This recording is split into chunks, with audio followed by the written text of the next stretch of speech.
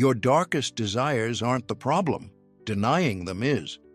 Carl Jung warned that repressed sexual energy doesn't disappear. It resurfaces as addiction, obsession, or crippling anxiety. But what if I told you it also holds the key to your personal power?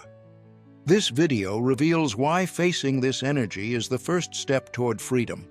Society's demands on your desires aren't accidental, they're strategic. From the moment you become aware of your own impulses, you're surrounded by messages that cast those impulses as dangerous, shameful, or even sinful. This isn't just about keeping up appearances.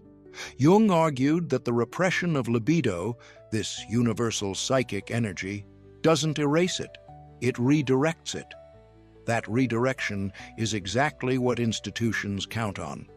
Consider how religion and media, two pillars of cultural influence, work in tandem. Religious institutions frame sexual desire as a moral failing, linking it to guilt and spiritual peril. At the same time, media and advertising bombard you with images of idealized bodies and unattainable allure. Both institutions exploit the resulting shame and guilt. Religion offers forgiveness, but only after you admit to being broken. Media sells you products, beauty, status, distraction, promising that fulfillment is just one purchase away. Jung saw this as a deliberate fragmentation of identity.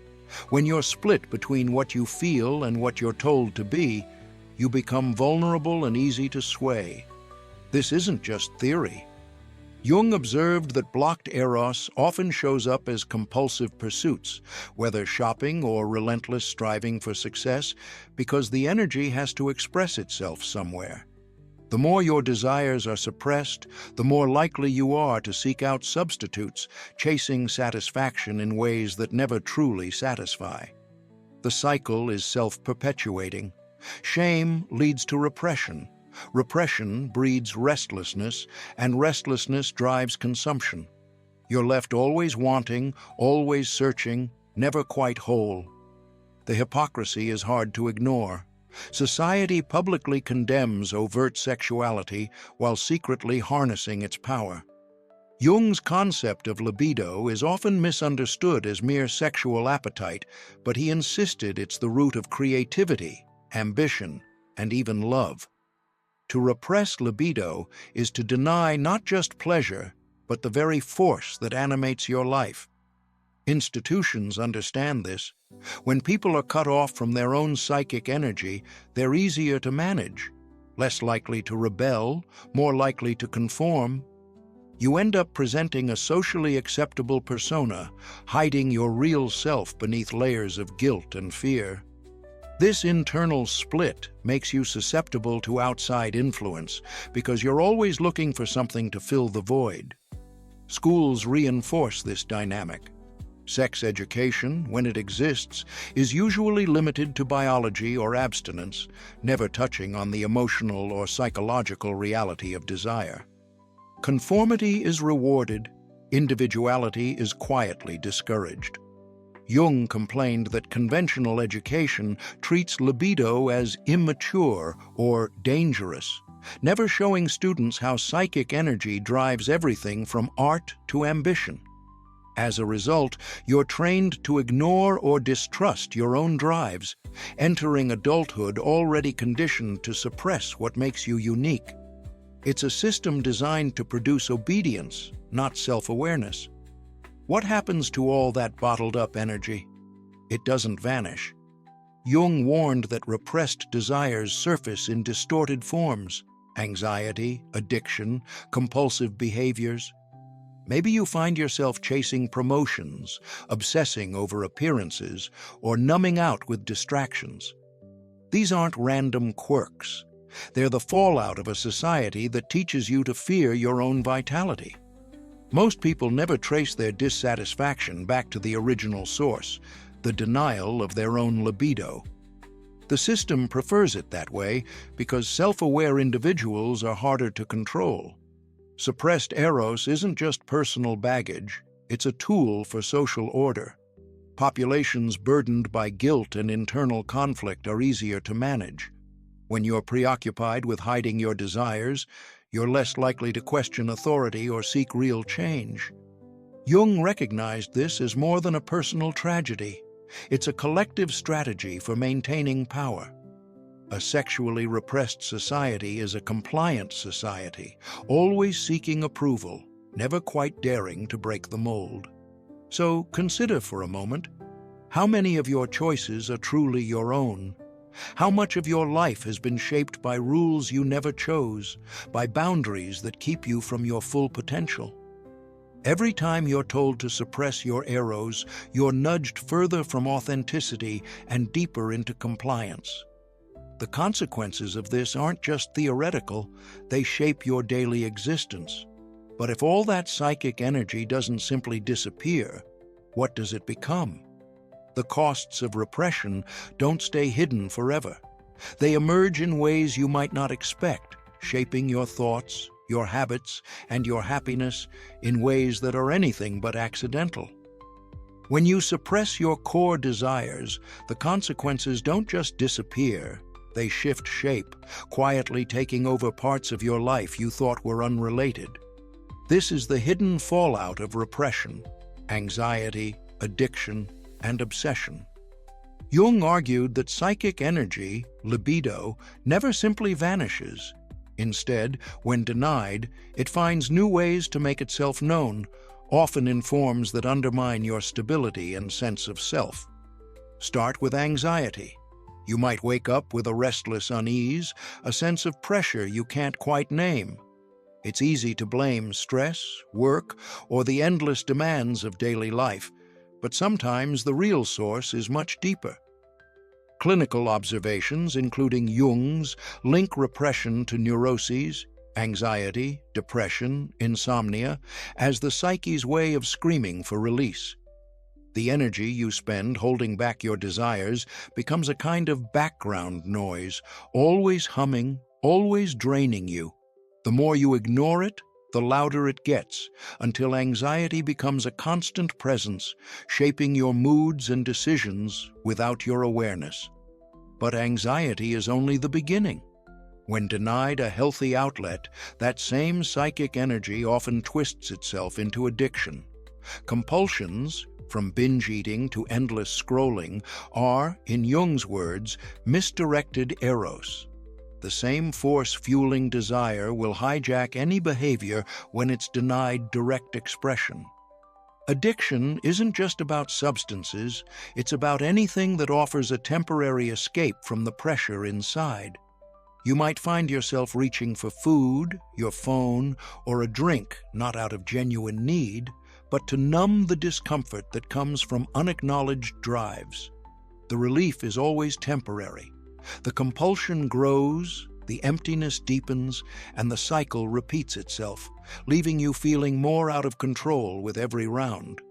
Obsession is another form this energy takes.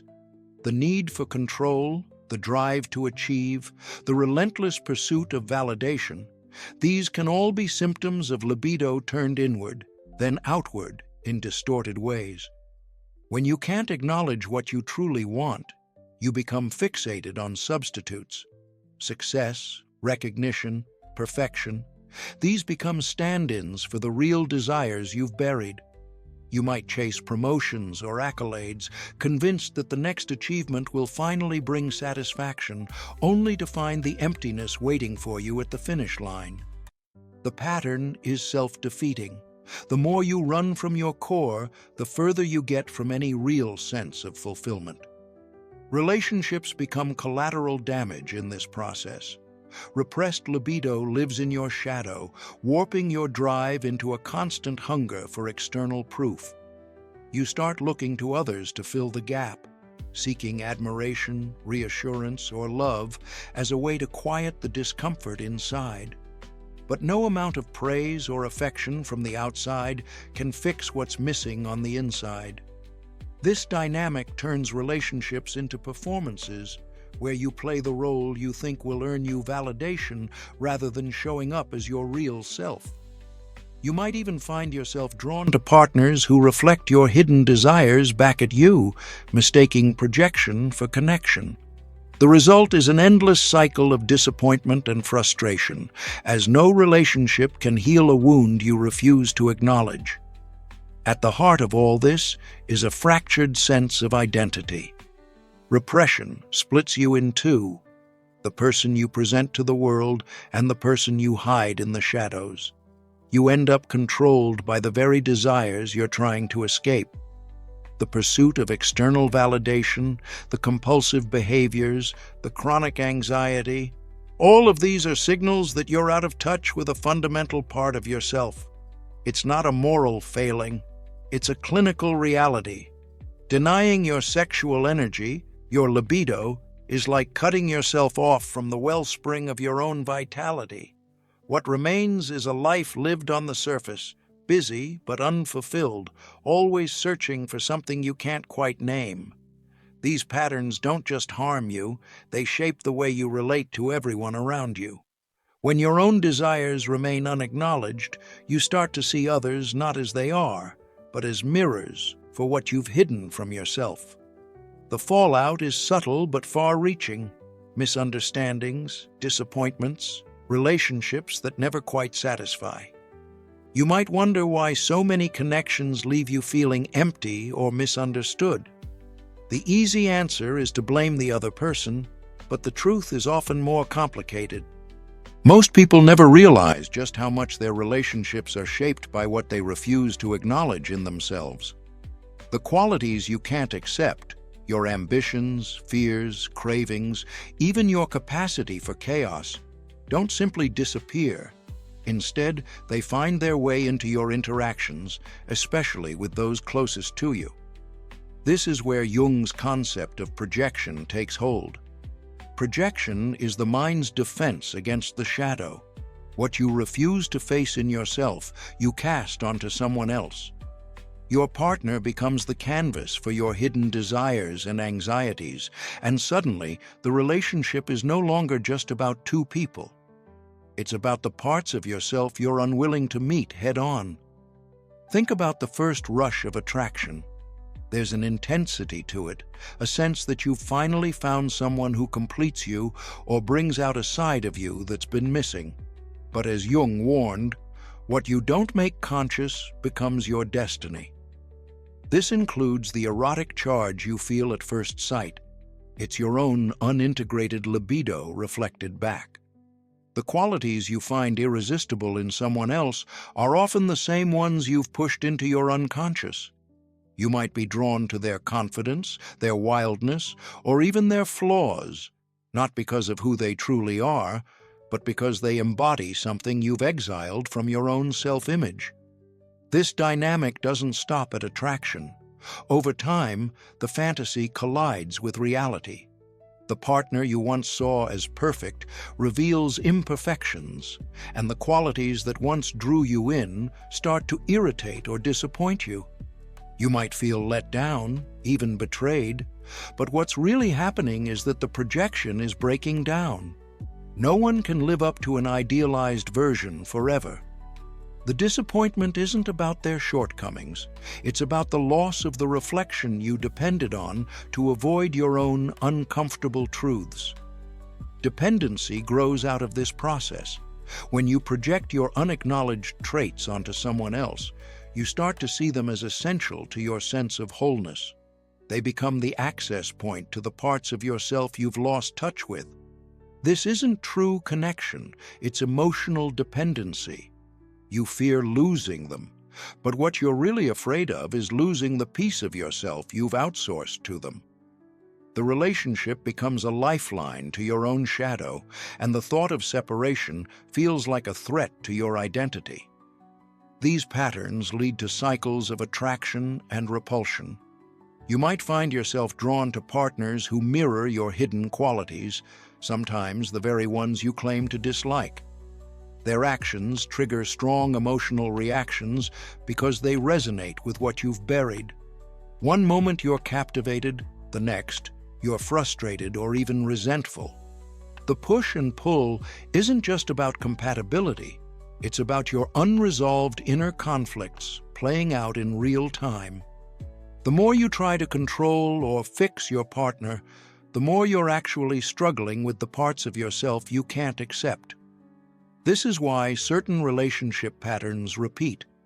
You might notice you keep choosing partners who trigger the same arguments, the same disappointments, the same sense of emptiness. It's not random chance or bad luck. When you're unaware of your projections, you unconsciously seek out relationships that activate the same unresolved issues over and over. Each new partner becomes another opportunity for your shadow to surface, and until you recognize this, the cycle continues. But there is a way out. The moment you begin to see projection for what it is, the spell starts to break. You stop expecting your partner to complete you or to carry the burden of your hidden self. You start to see them as a real, separate person, not just a reflection of your own needs and fears. This shift requires honesty. Why did you choose this person? What do they represent to you? What have you been avoiding in yourself that they bring to the surface? These questions aren't comfortable, but they're necessary if you want real intimacy. Recognizing projection isn't a magic fix. It takes ongoing self-reflection and a willingness to face discomfort. But it's the first step toward building relationships that are based on reality, not illusion. You learn to take responsibility for your own feelings and desires rather than handing them off to someone else. The reward is a deeper, more authentic connection, not just with others, but with yourself. And yet, even as you start to see projection at work, another question emerges. If so much of your behavior is shaped by what you hide, what does that say about the person you present to the world? How much of your identity is real, and how much is just a mask you've learned to wear? Most people move through life wearing a mask so convincingly that they forget it's there at all. Jung called the persona our social mask, necessary but deceptive. In his clinical practice, he saw patients so fused with their persona they'd lost touch with desires that became hidden neuroses. We all know the feeling. Acting agreeable to avoid conflict, projecting competence while hiding confusion, or pretending indifference when you care deeply. The persona is the face you show to the world to earn acceptance, avoid rejection, and navigate the demands of daily life. It's a compromise, a way to fit in, to function, to belong. But the more you lean on that mask, the more you risk losing access to what's underneath. Consider the effort it takes to keep up appearances.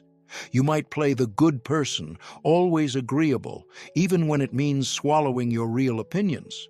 Or you might take on the responsible adult role, so polished and controlled that your real frustrations and impulses never see daylight. These roles aren't random. They're shaped by what society rewards and what it punishes. The cost is subtle but real. Every time you hide a part of yourself, you invest energy in maintaining the illusion. Over time, that energy drain becomes a constant background hum, sapping your vitality and leaving you feeling tired for reasons you can't name. Jung argued that the persona is a necessary adaptation, but the danger comes when you over-identify with it. The mask is supposed to help you function, not replace you. Yet for many, the mask becomes armor, separating the acceptable parts of your identity from everything else. The more you suppress, the more you split. One version of yourself for the world, another you keep hidden. That division doesn't just sit quietly. It takes work to maintain. The greater the split, the heavier the mask, and the more disconnected you feel from your own life. What starts as a little discomfort grows into anxiety, emptiness, and a sense that you're living someone else's story.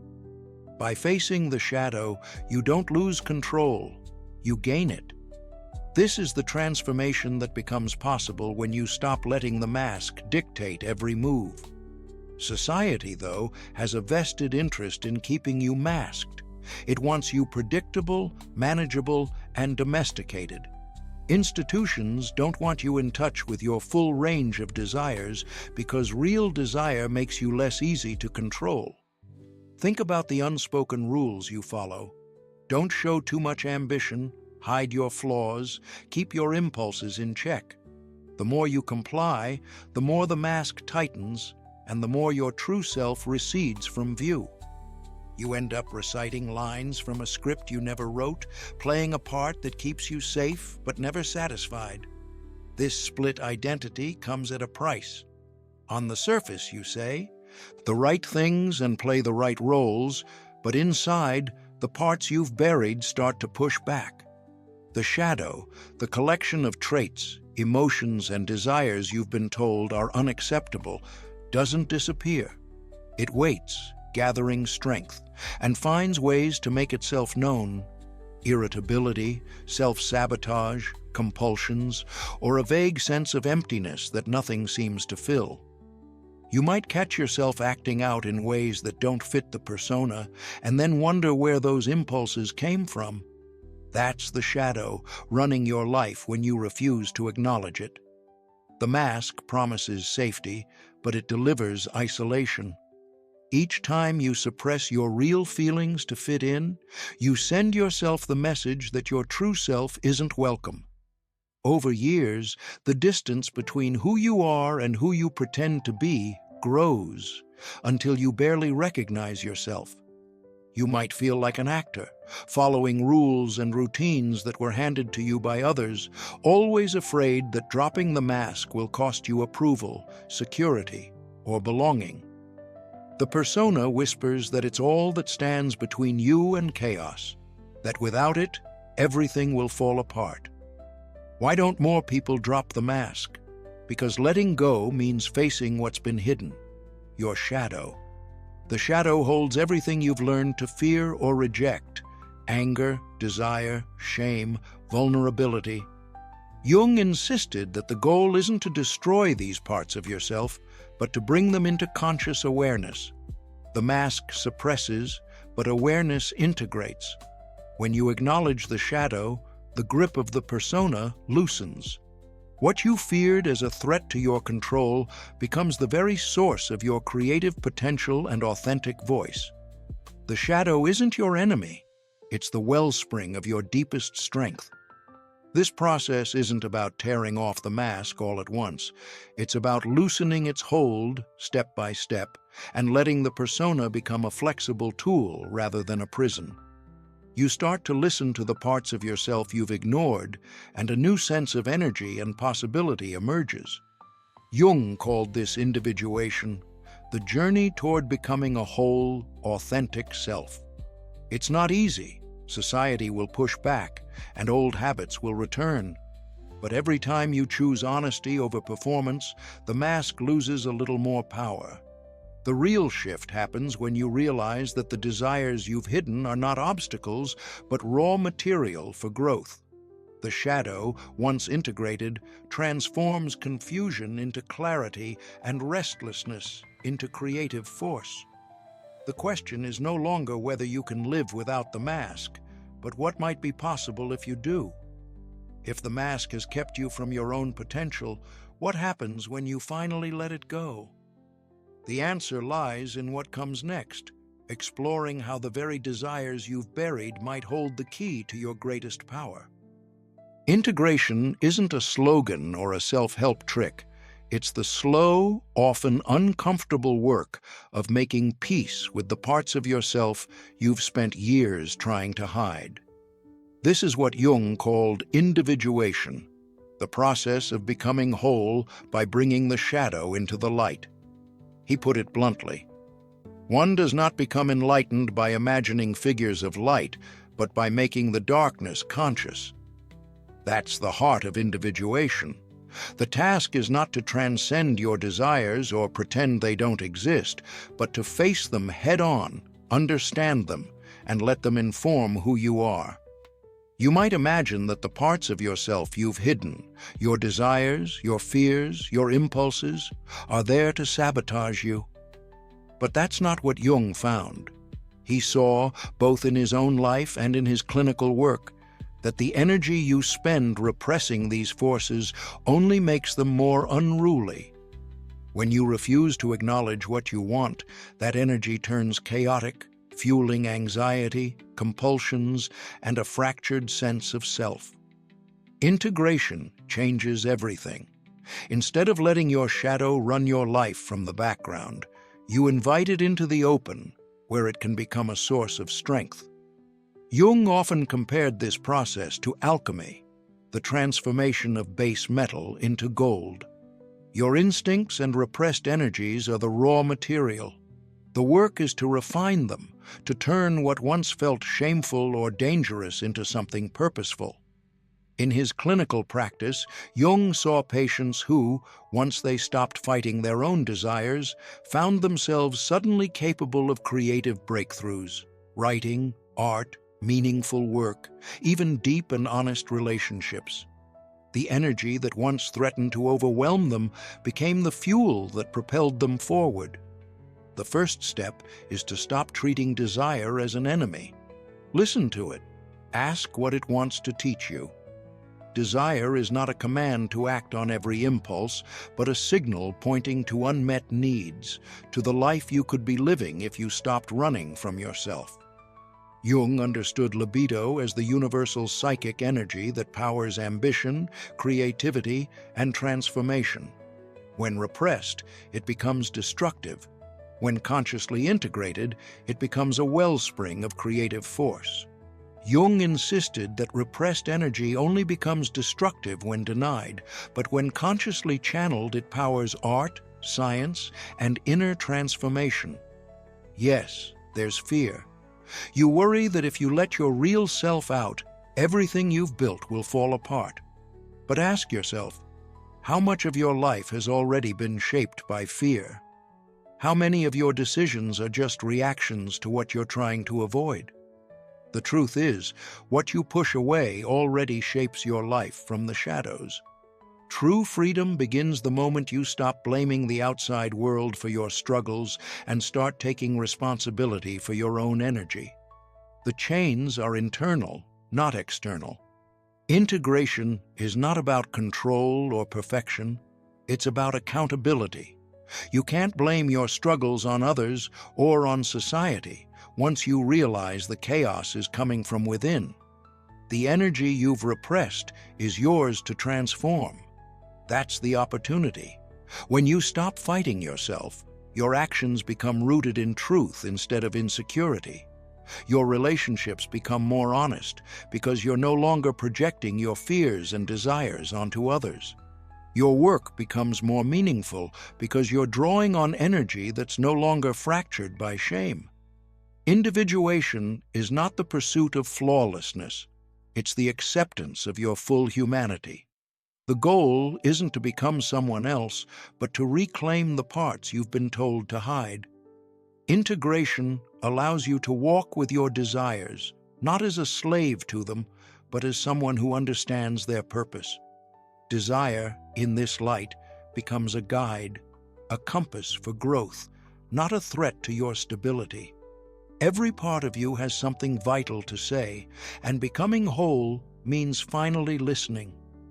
What happens if you stop running from yourself? What if you treat your shadow not as a problem to be solved, but as a source of wisdom? The answers aren't always comfortable, but they are honest. Integration isn't about becoming acceptable to others, it's about becoming real to yourself. And when you reach that point of wholeness, you stop being easy to manipulate. You become difficult to control, not because you're rebellious for its own sake, but because you're no longer governed by fear or shame. This is why the process of integration is so unsettling to the systems around you. When you walk with your full self, you threaten the very structures that depend on your compliance. The question isn't just what you gain from this freedom, but why so many forces work to keep you from claiming it.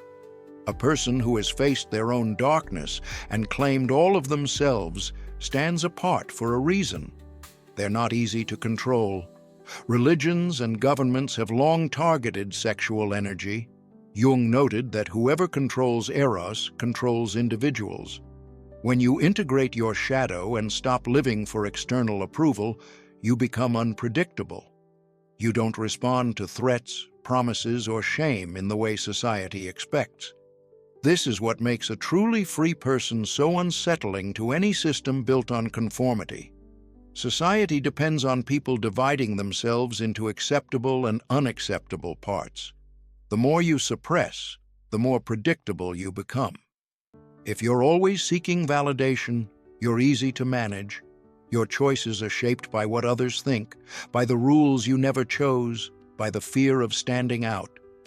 Institutions thrive on this. Workplaces, schools, religious authorities, and even peer groups all benefit from individuals who are disconnected from their own desires. When you're busy policing your impulses, you don't have the energy to question the larger system. You follow the script because it feels safer than the unknown. But when someone refuses to split themselves, when they accept their shadow and act from a place of self-knowledge, the old methods of control don't work. A free person recognizes the games being played. They see how fear, shame, and the promise of belonging are used as tools to keep people in line. They've done the internal work, so external manipulation loses its power. Once you accept your full psyche, including desire, shame loses its sting because it only binds those who believe part of themselves is unacceptable. You stop chasing hollow achievements or approval. You don't need to fit in because you know who you are without the mask.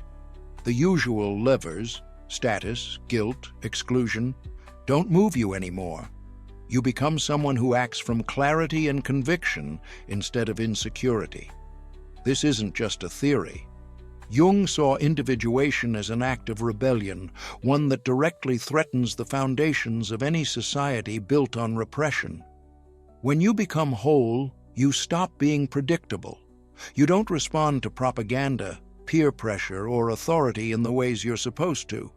You question what you're told, not out of reflexive rebellion, but because you trust your own judgment. That's why, throughout history, figures who have embraced their full selves, whether in art, activism, or thought, have unsettled the status quo. They refuse to play by the rules that keep everyone else in line. Their courage to live authentically exposes the cracks in the systems designed to keep people divided and docile. The real danger isn't just in what free individuals do, but in what they represent. Their very existence is a challenge. When someone lives without apology, integrating both their light and their darkness, it forces everyone around them to confront their own repression. Most people don't want to see what they've buried, so the free person becomes a mirror, reflecting back all the compromises and denials others have made. Some will resent this, others will feel threatened, but a few will start to question their own choices. That's how change begins, not with mass movements, but with individuals who refuse to be less than whole. Society often brands these people as troublemakers, outsiders, or even threats.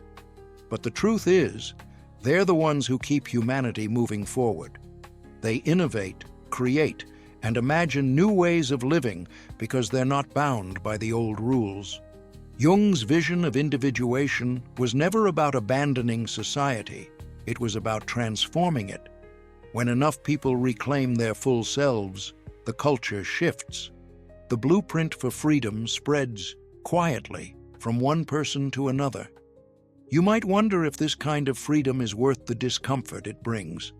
After all, stepping outside the lines means losing the comfort of belonging, the safety of predictability. But ask yourself, what's the real cost of staying divided? What do you lose when you spend your life hiding from your own shadow? The truth is, only those who are willing to face themselves fully can ever hope to live on their own terms. Integration makes you difficult to manage, but it also makes you whole. The process isn't easy, but it's the only way to stop being ruled by forces you don't see. When you accept your shadow, you stop being a pawn in someone else's game. You start living by your own compass. And that's what makes a free person dangerous, not to themselves, but to any system that profits from your self-denial. The next step is to recognize that the parts of yourself you've hidden aren't obstacles. They're the very source of your strength. The path forward isn't about running from your darkness, but about learning what it has to teach you.